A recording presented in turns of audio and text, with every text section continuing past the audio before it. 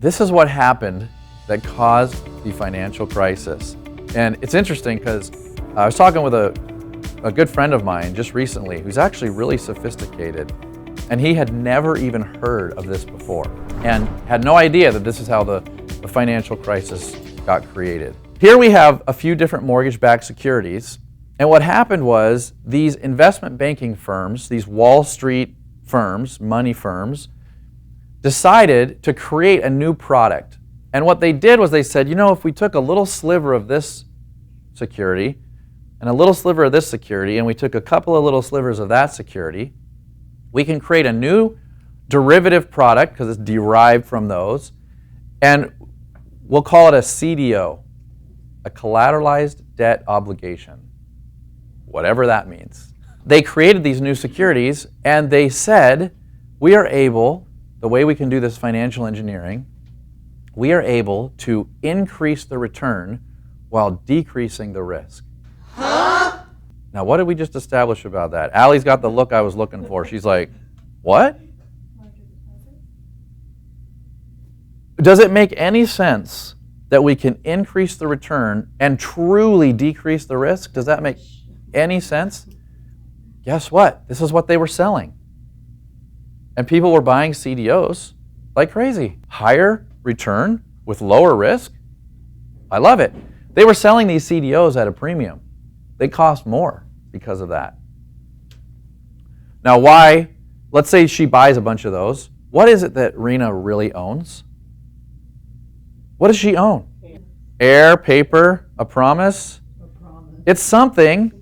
She owns little slivers of, and I'm only showing 3 here. We only could have wished it was that simple. It was hundreds, sometimes thousands, sometimes hundreds of thousands of mortgage-backed securities going into a CDO. Little slivers, mixes and different ways of chopping them up and cutting them, pasting them all together.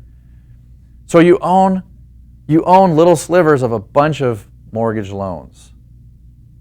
When I have a friend who was a lawyer in Houston, and he was working for a law firm that was hired by these big institutional investors to figure out after the crash what they owned.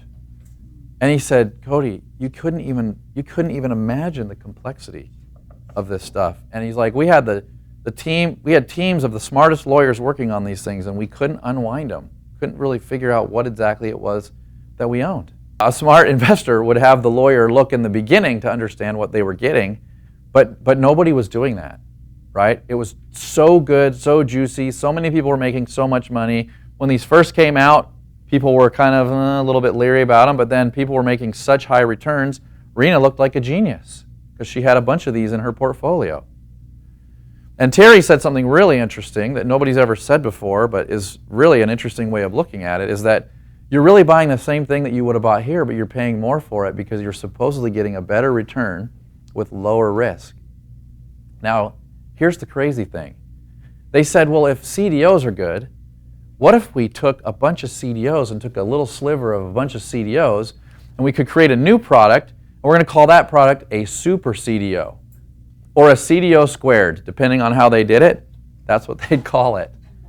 Okay, now Rena like, whoa, man, if I love CDOs, I love CDO Squared. Now what does she own? It's even worse. It's even worse. She doesn't even really, they don't really know what they own. You do own something, but it's almost as though you don't because you can't figure out what it is you own. Who recognizes these names here? Standard & Poor's, Moody's, and Fitch Group. Yeah, so these are the rating agencies. What's the job of a rating agency for investors? They rate stuff. What are they rating? CDOs, super CDOs. What ratings were they giving them? Clearly they were risky. In hindsight, they were really risky, so they should not have been getting, what's the highest rating? AAA rating. They should not have been getting those, were they? They were getting AAA ratings. So who was paying them off? Why did this happen? How did this happen? This was the question everybody is asking post-mortem, right? How did this happen? So they actually looked into this and they found out that there were 2 reasons that this happened. The first reason was because the people working at these places oftentimes had recently been working in the financial services business and vice versa. Okay, it's kind of like the regulators that then go work in big pharma and then become regulators and then go work in big pharma. You've heard about this cycle that the world is sort of becoming more aware of now, and we're starting to not trust big pharma as much as we used to in the past. That's what was happening there. Sometimes the people doing the ratings were the same people who created the product. So this is what brings us to ethics. See, I think ethics is the most boring subject until you bring one thing into consideration. And then I think it gets really interesting really quick. If something is legal, does that make it okay? Does that make it right? Does that make it ethical? Legalities and ethics are not the same thing, but people conflate them a lot. Lots of people think that if something is legal, then it must be ethical.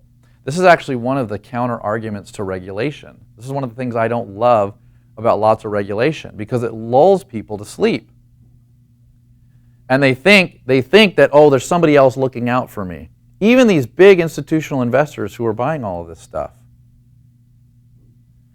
Now, who was buying this stuff? Let's come back to your question now. Right? We don't really care that this happened, because this was like big institutional investors, these elitist type people. They were just all basically shooting at themselves, right? The answer to who was buying this stuff is we were. If you had an IRA, 401k, any kind of retirement planning like that, if you were part of you were going to get a pension from a union, the teachers' unions, the city, the city workers, their pension funds, that's who was buying these things. So we're the ones buying all of these things. Now here's the thing that you thought it was crazy when I brought up the super CDO. There's something that's even more nuts about what happened. The same people who were creating these derivative products were purchasing insurance policies against them. Now this is like me going and buying an insurance policy on all of your homes, a hazard insurance policy on all of your homes, knowing I'm about to torch them all. I bet your husband's life insurance. Whoa, this went morbid really quick. Did everyone hear? She said upping your husband's life insurance right before you poison him. Don't tell Kyle. You can never do that now because that's on record. Okay. You've thrown me all off with that one. So you know that you can't do this. I can't go buy an insurance policy on your house. I actually called my insurance guy and asked him. But in this case, they were allowed to. It was legal. And they were buying these products, these insurance products. And so does anybody remember when all this crisis happened and there was all this talk about bailouts, the ones that were the most controversial were the ones that were bailing out who? The insurance companies who had backed these guys.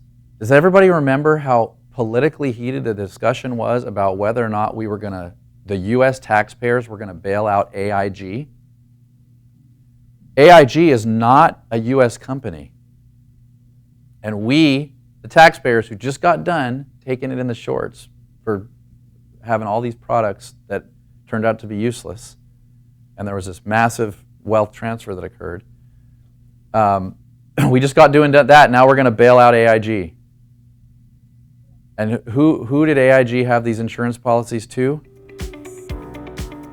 The dudes who created them. It's crazy. Absolutely crazy.